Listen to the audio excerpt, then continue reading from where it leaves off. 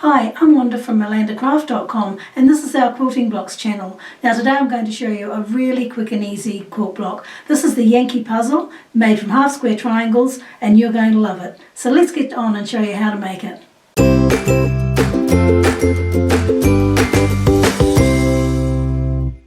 Today I'm going to be making a 12-inch block, but if you want to make a different size, we'll have those measurements over on the website. There's a link in the description below. But for this particular block, this is what you need. You'll need 6 pieces in a main colour, and they're 4 inches square, and that's for these pieces here. You'll also need 6 4-inch pieces, 6 4-inch squares for the first contrast, and you'll need 4 squares at 4 inches each, and that's for these pieces here. So the first thing we need to do is lay our main colour right side facing up, and we just spread those out on the mat. Now we take contrast 1 and we lay it right side down over that square, and we do that for 4 squares. Okay, so that's right side facing down. There we go, 2, 3. That's going to give us 8 half square triangles in the white and the contrast. Now for these last 2 squares I use contrast 2. So I bring those over like that. Now that's going to leave us 2 of each of those squares, and as you can see here they go together, so we'll just place those there and put the other square on top, right side facing down. And once we've done that and we get all the edges together, we're going to draw a line diagonally across each of these. So I'll just take one here and lay the ruler down and just rule on one piece. Now you're going to do this for all of these squares, because what we're going to do is once we've drawn that line is we're going to line that up nicely, of course, so that all the edges match, and we're going to sew 1/4 inch down either side of that line. Alright, so I've sewn each of my squares on either side of that drawn line, 1/4 inch from the line on either side, and now what I'm going to do is I'm going to slice down that drawn line. So we'll just put my ruler down there, and that's going to give me 2 half square triangles. I'm going to do that with each set of squares. You can see here when I open it up, and I'll give those a press, and you get 2 from each square.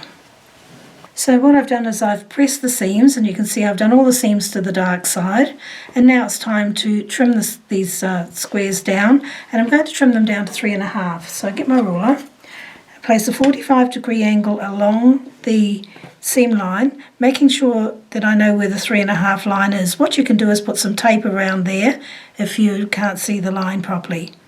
But I can see it, so I'm just going to pop it down. Now make sure that I've got a little bit of fabric on either side of that line, so it's not exactly on the edges. And then what I just do, hold it firmly, just give it a trim on the top and the bottom, and then I turn the block around, the square around, and do the same thing, only this time I'm going to line up the 3.5 inch line along the edges, still making sure that I have the 45-degree angle along the seam line.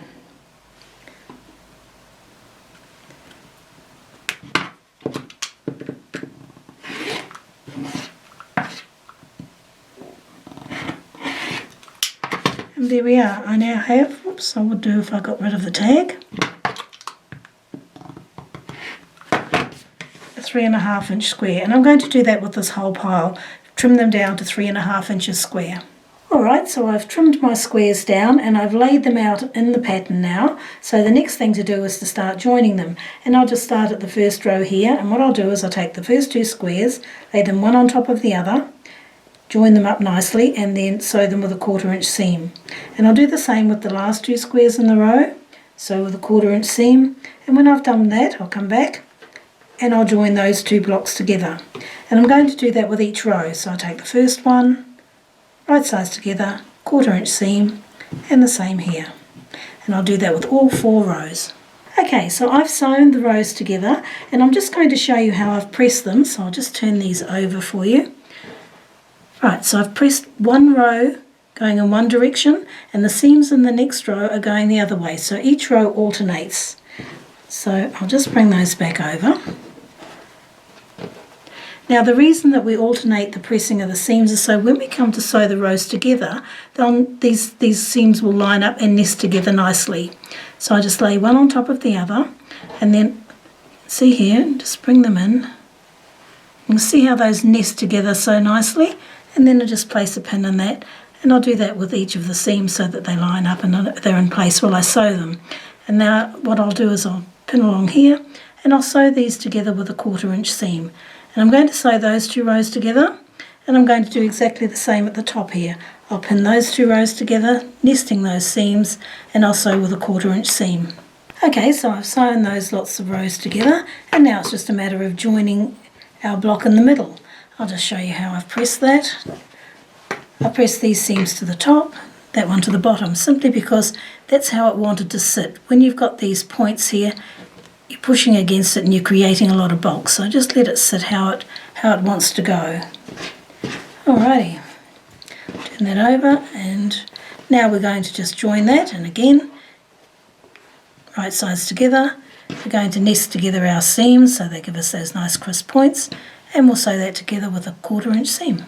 So there we are, we've sewn all the rows together, so our Yankee Puzzle Quilt Block is finished, and I think it looks great and it's so quick and easy.